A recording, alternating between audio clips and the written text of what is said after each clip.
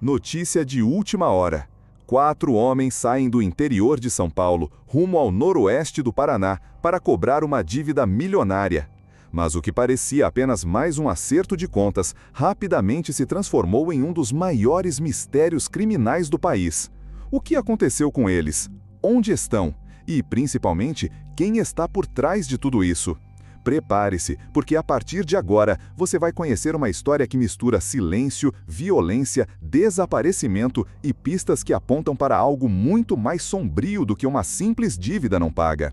O nome desse enigma é Caso Icaraíma. 4 de agosto. O relógio marca o início de uma viagem sem volta. Diego Afonso, Robesley de Oliveira, Rafael Juliano e Alencar Gonçalves de Souza deixam São Paulo em direção a uma cidade isolada de pouco mais de 9.000 habitantes. Eles não carregam malas de férias, nem lembranças para trazer de volta. O que levam é determinação e coragem para enfrentar um devedor que, segundo Alencar, lhe devia R$ 1 milhão. O dinheiro viria da venda de uma propriedade rural, mas o comprador não pagou. E, para reforçar a cobrança, Alencar convocou 3 homens de confiança. Não eram amigos de infância, nem parceiros de negócios. Eram especialistas em cobranças de risco, gente que não recua diante de portas fechadas. O destino? Icaraíma. Um município escondido entre fazendas extensas, estradas de terra que parecem não ter fim e uma mata densa capaz de engolir segredos. Ali é impossível chegar sem ser notado e, ao mesmo tempo, é fácil desaparecer sem deixar rastros. Naquele 4 de agosto, os 4 chegam à cidade. Encontram o suposto devedor, o homem que todos chamam nos bastidores de o Homem do Milhão. A conversa é rápida, sem brigas, sem ameaças abertas. O pagamento fica marcado para o dia seguinte, 5 de agosto, ao meio-dia. Mas algo muda. As famílias param de receber mensagens, as ligações não são atendidas. É como se os 4 tivessem sido apagados do mapa. A última imagem deles surge de uma câmera de segurança dentro de uma padaria. Eles aparecem tranquilos, tomando café, conversando. Lá fora, o sol inclemente reflete nos carros estacionados. Minutos depois, sob o registro da câmera externa, eles seguem pela estrada de terra que leva a uma propriedade rural, cercada de mato, sem vizinhos por perto. Depois disso, nada. Nenhum sinal, nenhuma testemunha, nenhum vestígio.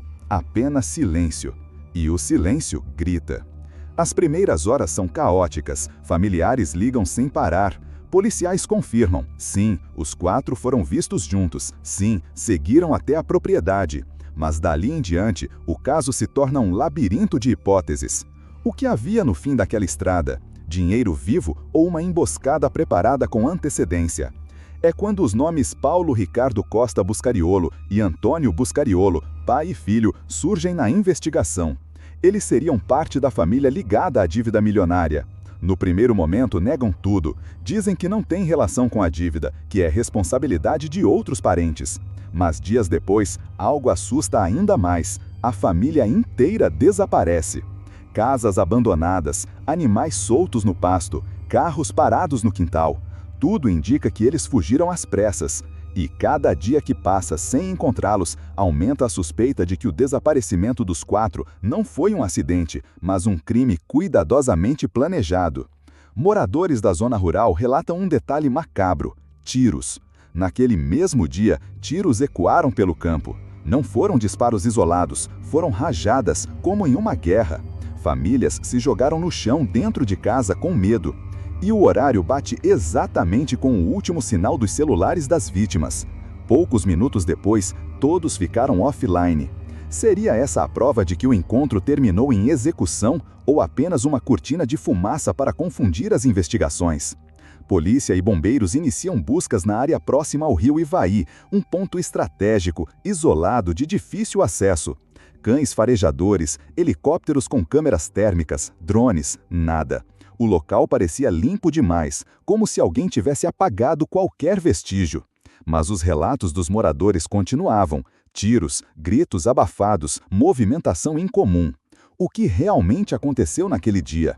O caso ganha proporções maiores. Já não é apenas um desaparecimento. As autoridades tratam como crime organizado. Mandados de prisão são emitidos contra pai e filho, mas quando os policiais chegam às propriedades ligadas aos Buscariolo, encontram o mesmo cenário: casas trancadas, móveis deixados para trás, vida interrompida. A fuga não parecia improvisada, parecia parte de um plano. E então, um novo elemento surge. 4 dias após o desaparecimento, a polícia oficialmente identifica quem é o Homem do Milhão. Seu nome ainda não é divulgado, mas os investigadores confirmam: ele não é estranho à família Buscariolo. Pelo contrário, suas conexões são tão fortes que é impossível acreditar em coincidência. Conversas de celular entre Alencar e esse homem, horas antes do encontro, começam a ser analisadas. Teria sido uma cobrança legítima ou uma armadilha desde o início? Testemunhas sob anonimato começam a falar. Algumas dizem ter visto um caminhão carregado da região naquela manhã. Outras falam em homens armados, veículos estranhos na estrada. O quebra-cabeça cresce, mas as peças não se encaixam. E a pergunta se repete: se os 4 estão mortos, onde estão os corpos? E se estão vivos, quem garante o silêncio? As buscas seguem, equipes reviram trilhas, rios, galpões abandonados, até que um cão farejador encontra algo: um boné sujo de barro. Na lateral, as iniciais RJ bordadas, as mesmas iniciais de Rafael Juliano. Era a primeira pista física concreta desde o início da investigação, mas ao mesmo tempo, uma nova dúvida surge. Se o boné estava a 2 quilômetros do pesqueiro, como ele foi parar ali? Rafael tentou fugir ou foi levado à força até aquele ponto? Na mesma noite, um morador rural decide quebrar o silêncio. Ele conta à polícia que viu 2 veículos na estrada, uma caminhonete escura e um furgão claro. O que chamou a atenção não foi apenas o barulho do motor, mas gemidos abafados vindos de dentro do furgão. Ele hesitou em falar por medo. Disse apenas uma frase que ecoa como ameaça velada: quem fala demais desaparece. Esse relato, cruzado com imagens de câmeras improvisadas na estrada, confirma a presença dos 2 veículos. Mas um detalhe arrepia os investigadores: o furgão parecia carregado demais, com a suspensão traseira rebaixada, e havia manchas escuras escorrendo por baixo da lona que cobria sua carroceria. A investigação se intensifica. A rota descrita pelo morador rural é traçada no mapa. Ela leva para além da região do pesqueiro, em direção à fronteira com o Mato Grosso do Sul, uma área de difícil acesso, marcada por galpões abandonados, antigas oficinas agrícolas e estradas de terra que desaparecem no meio da mata. Os policiais seguem cada pista. Em um desses galpões, encontram pegadas recentes, bitucas de cigarro, marcas de pneus compatíveis com o furgão.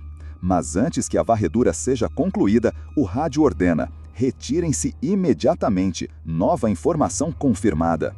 Uma câmera de pedágio desativado, a 20 quilômetros dali, mostra os mesmos 2 veículos, a caminhonete escura e o furgão branco, cruzando a estrada com destino à fronteira. O detalhe que arrepia a equipe é uma faixa adesiva rasgada na lateral do furgão, como se alguém tivesse tentado esconder sua identidade.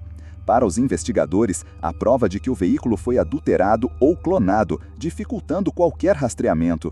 E o mais assustador: eles não estavam em fuga desesperada. Seguiam devagar, com calma, como se tivessem tempo, como se soubessem que nada os alcançaria. As buscas levam a polícia até uma propriedade rural citada repetidamente em depoimentos, o mesmo local onde, segundo familiares, os 4 homens se reuniram com o devedor antes do desaparecimento. Mas quando os investigadores chegam, encontram o lugar vazio. O mato está cortado, indicando manutenção recente. Há marcas de pneus no solo, rastros de movimentação. Mas nenhuma pessoa, nenhum animal, nenhum objeto que indique atividade desde o dia fatídico. É como se aquele espaço tivesse servido apenas como ponto de passagem. E a suspeita cresce. Se foi apenas uma parada estratégica, o destino final pode estar a dezenas de quilômetros dali. Com os mandados de prisão contra Paulo Ricardo Costa Buscariolo e Antônio Buscariolo, pai e filho, a polícia amplia o cerco. Mas o padrão se repete: casas fechadas, móveis cobertos de poeira, rotinas abandonadas. Eles fugiram e não estavam sozinhos. Outros parentes também desapareceram, uma fuga coletiva. Para os investigadores, isso não é medo, é organização. Enquanto isso, uma nova frente da investigação ganha força, a busca por bunkers subterrâneos. Sim, bunkers. A região já havia sido palco de grandes apreensões de drogas em estruturas escondidas debaixo da terra, equipadas com energia elétrica, ventilação e espaço suficiente para armazenar toneladas. Agora, os investigadores suspeitam que locais semelhantes podem ter sido usados não só para esconder mercadorias ilícitas, mas também pessoas. E é aí que o caso ganha um tom ainda mais sombrio. A polícia levanta duas hipóteses brutais. Os 4 homens foram executados e seus corpos ocultados em um desses bunkers. Eles ainda podem estar vivos, mantidos em cativeiro subterrâneo, longe de qualquer olhar humano. Essa possibilidade arrepia, porque explicaria o silêncio absoluto, nenhum pedido de resgate, nenhum contato, nenhum vestígio, apenas escuridão. Os dias se transformam em semanas. Helicópteros, drones, cães farejadores, nada. A cada dia, a esperança das famílias se mistura com o desespero, e a pergunta ecoa em cada esquina de Icaraíma: